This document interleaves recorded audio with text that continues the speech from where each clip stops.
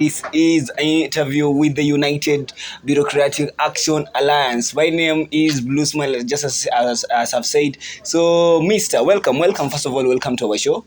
Yeah, I'm great. I'm very grateful also for this chance to be invited to this wonderful interview. Yes. Let's to air out what is on the board so that to keep our supporters on updates. Okay, so tell us your name. First of all, tell us your name.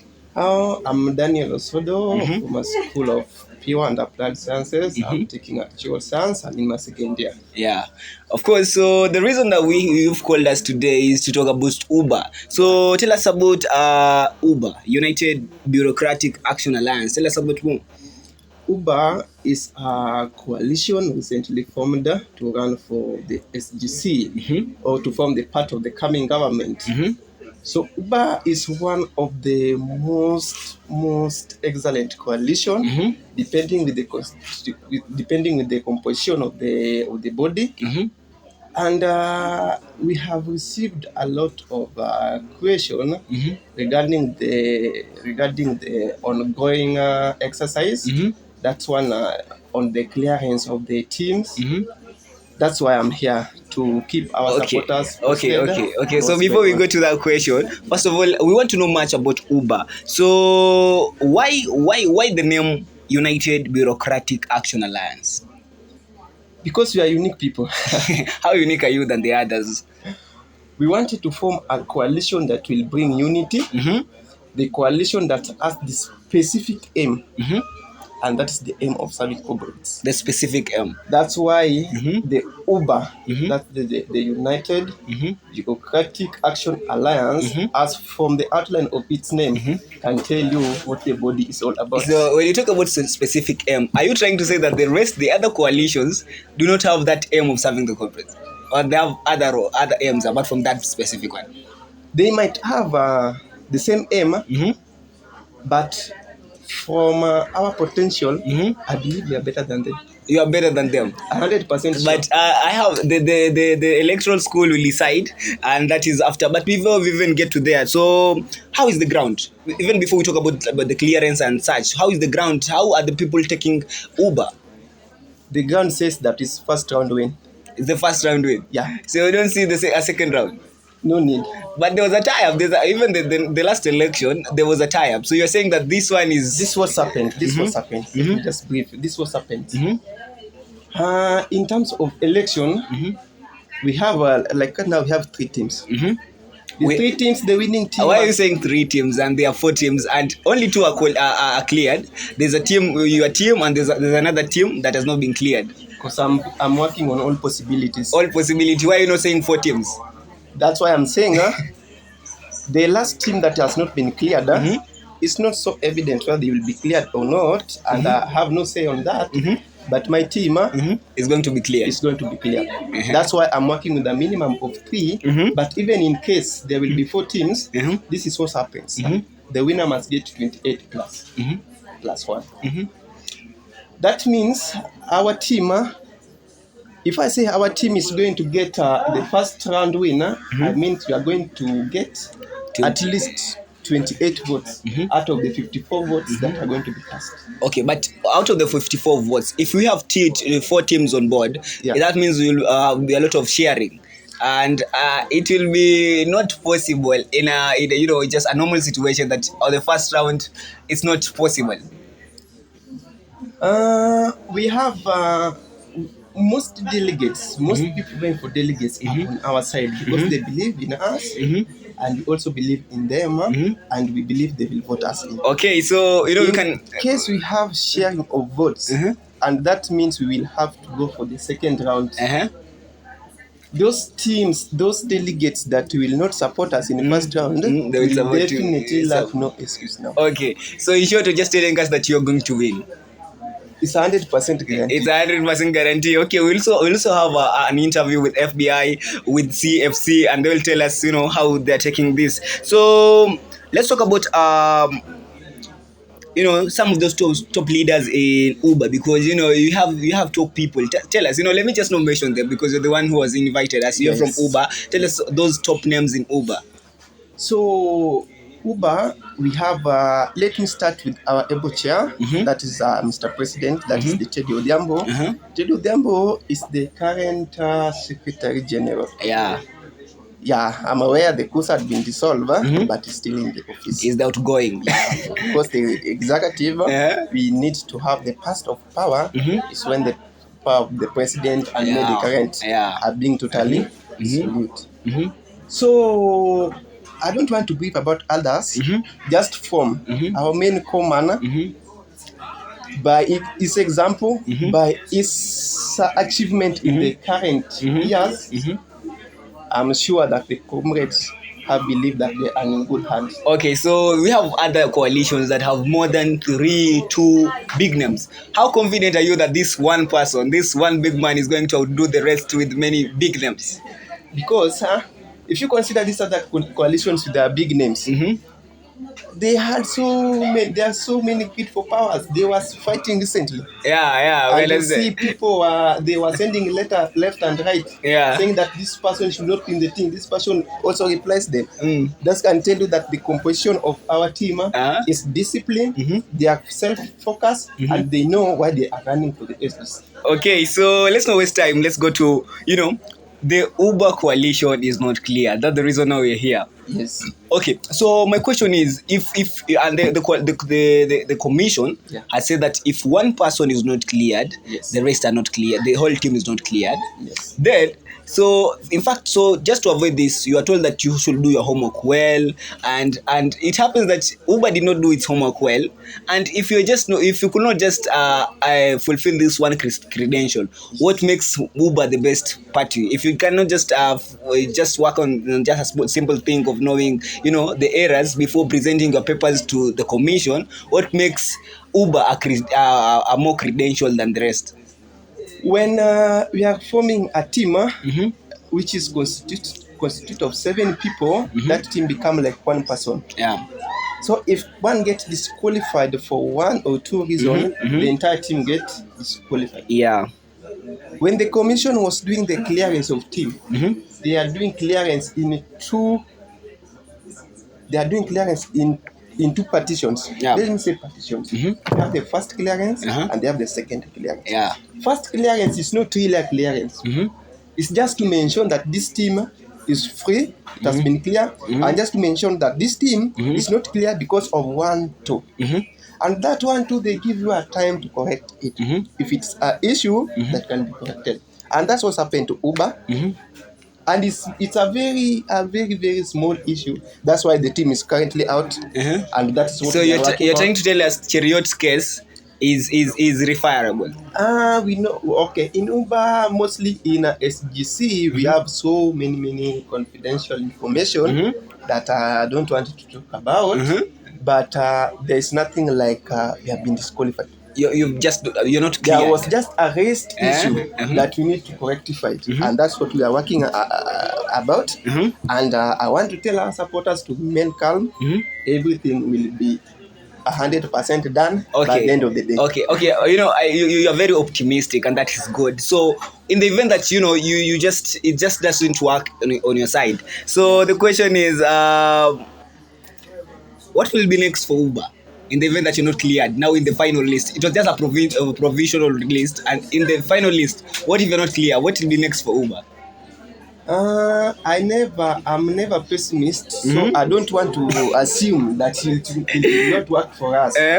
But in case it does, we as the Uber, we will sit down, we will get the ground issues, we will discuss among ourselves before we announce the next take of action. Okay, now my question is, in the event that now you're talking that you're not cleared, Uber is not cleared.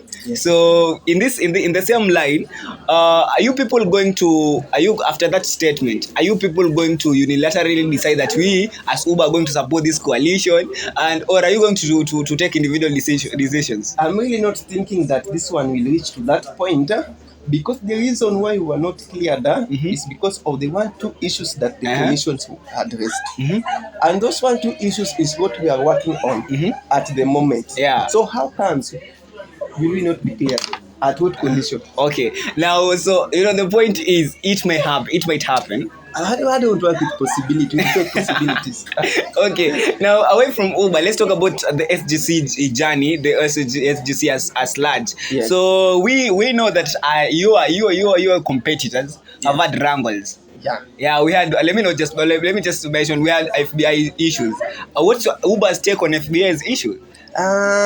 We don't really get concerned with our competitors. All we tell our competitors is that we wish them all the best. All the best. Their wrangles, that is their team, that is their work. But their wrangle is very obvious. They were struggling for power, which can never and will never be part of our teams. In terms of positioning ourselves into the various role, we did it in the most effective way. There was no noise. There was no misunderstanding, and the team were really focused on that, and I really appreciate that.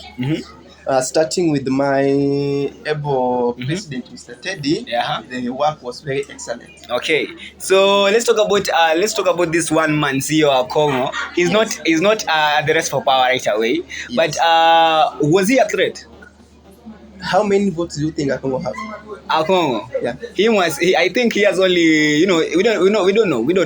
His people, he has his ground. I can have one advice for Akongo. If Akongo was really a threat, he would have run his own team. And if Akongo was really a threat, the people who can realize that so quick, his members who are throwing it out of the team. So you're saying that Akongo is not a threat because he was thrown away from the team? Obvious. How can we throw someone? Because from my understanding, there might have been some position wrangles. Maybe Akongo wanted some position that the team was not able to offer. You see? Yeah. You see, before you are given a position, you are you have to undergo a series of process. You see, the team has to view you in a way that themselves best understands. Okay. According to your past achievement, according to your objective, and the team itself removed a letter saying that Akongo is not even qualified to serve comrades at any position. He's not even qualified. He's not even qualified.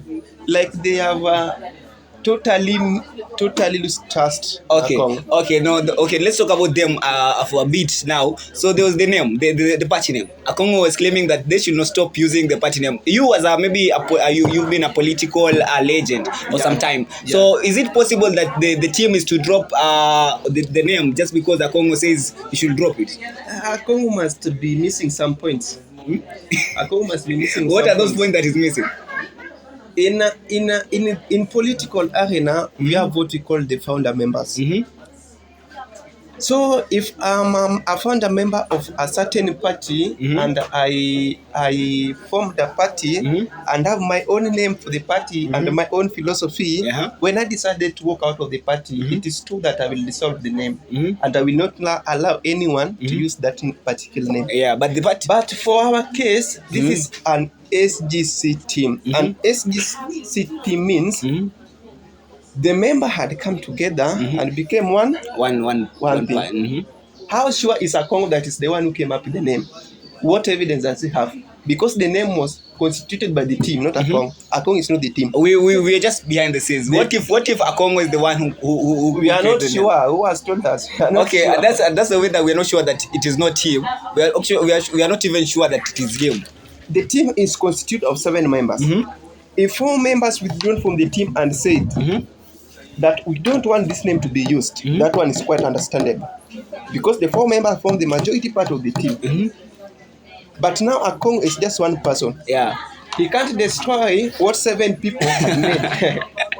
And Akongo needs to get points very clear. Yeah. So Akongo should stop seeing himself as the elephant. If he thinks elephant, he should have run for HGC. Then we see who will vote him. Okay, so you see that you are trying to say that even if Akongo was to run by his own party, he will never be a threat to Uber. Never. But people, as for now, Akongo could be people are claiming that Akongo is the Luo, the Nyanza kingpin. Now that's what's happening in the society. When you are following your own route, and now people start looking you like a brave man. They start motivating you. They say, Congo. So you think you are brave enough. You see? But in a real sense, the comrades are very wise. But the point is, we cannot dispute that Akongo is influential in this school. Not just from Nyanza, because if let's talk about the most influential leaders, student leaders, the list that who came 2021, and Akongo was a top 70. Yeah. So what's happened is this: influential is not vote. Influential and votes are two different entities. But you can use influence to ask people to vote for you. If not just SGC. The case in KU is quite different, my friend. So you have to understand that. Yeah. In terms of influential, Akongo might have been a threat if the SGC were being voted by comrades. That is speaker sincere truth. He might have been a threat. Yeah, he could have maybe a big threat. But because now we are voted by the delegates, the influential part doesn't work. Doesn't work because we don't entertain jokers. You don't entertain jokers as the delegates. As the delegates, they don't entertain jokers. They want people who will present comrades effectively. Because through electing the president, that is the major contribution of the delegate. They have nothing. So they have nothing apart from the they just have some small activity in their schools or in their offices, but voting for the president, their main contribution, and that's why comrades are going to elect them. Okay, so this could be the political death of Akongo. I'm so saddened to say that right now, if Akongo doesn't make a proper decision, it might end on a bad side for him. On a death side. On the death side. Okay, why is UBAA not bringing Akongo on board now that he's dying? You tell him, okay, support us, and we will see how things will go. As UBAA, we didn't wake up one day and say that we want to form a coalition to run for SGC. We had planned for this from last year. And we have been going through small series of process up to date. But I'm not saying that I'm saying him to support you. To support you. When Akongo is somewhere in space, as UBAA, we still have a variety of things to work on. One of them being cleared by the commission. Once we are done, we'll see the way forward. So maybe we will invite him. There's hope for Akongo in UBAA. I don't want to give it even 20% guaranteed, but that slides to the team. Not even Teddy. That slides to the team, and that's to the team through our supporters. Okay, if Akongo wants to join UBAA, first we have to get views from our supporters. Second, he will have to work with the describer. He will have to carry himself in accordance to our rules. As a team, we have the rules, and so many other things that we will brief him about. But I know if Akongo come to UBAA, we can never fail to agree. You can never fail to agree. You can never fail to agree. Okay, so you people have no bad blood with Akongo. UBAA has never been in bad blood with Akongo. What you must know with Akongo, the aim of UBAA is to serve comrade, and Akongo is a comrade. Why? How can we reject our own comrade? Okay, you are reducing Akongo to a comrade. Even Teddy is a comrade. No, but when you talk about Akongo, it's like you're belittling Akongo. Not belittling Akongo. Are you a comrade? I am. So if I call you a comrade, am I belittling you? But Akongo is not just a normal comrade. Just like Teddy is not a normal So comrade. How can I describe him? Okay, He's a unique comrade. Because out of his outstanding deeds that he has done, you can just talk about him as a comrade. What I can say to Akongo is this one, and you should get this very, very clearly, is that as UBAA, we are very happy for his achievement, for his contribution towards serving comrades in the past years. Akongo has been on ground for a very long time. And if Akongo should not remain in space, he should approach us and we have a conversation and we see how best we can serve comrades. Okay. Our aim is not to win and maybe mislead the comrades. Yeah. As long as we have a clear view of how we can best serve the comrade, we kindly reach to him. To approach us, we sit down, we will have a coffee. I'm the one who will pay for that in person. Okay. And we see how best we can work from there. Okay. So we're finishing off a word from Uber. Maybe you as the Uber spokesperson, as the acting Uber spokesperson. So far we don't know any. Let's say you. So say something to comrade Uber as Uber now, not as you as a person. Uber. As on behalf of Uber, led by Teddy Odhiambo, I want to reach out to all comrades out there, to all our supporters. And I want to tell you that the updates going around that we have only 2 houses race is comedically null and void. We have a bit of issue with the commission that we are currently working on. And by the end of the day, it will be my pleasure to announce that we have been cleared and ready to start our campaign, which will not be unusual.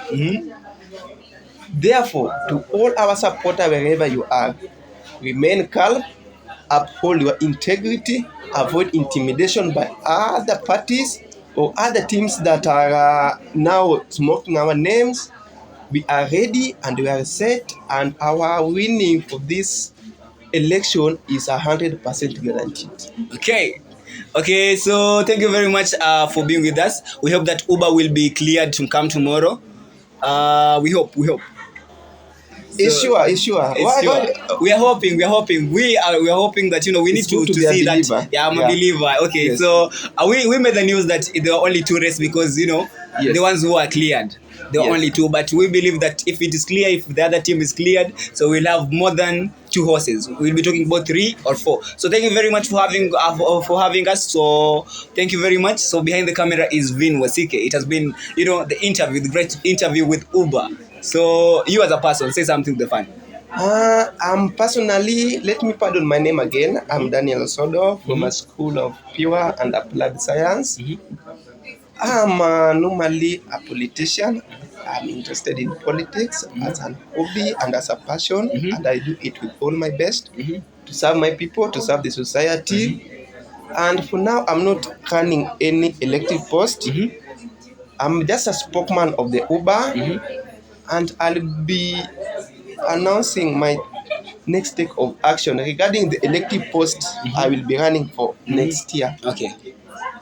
Which is an SGC position, but that is not a story for today. Okay. For today, all we want our supporters is to continue supporting us, to continue praying for us. This has been a long journey. We have started a long time ago, but we will reach where we are going. And through your support, we are really grateful.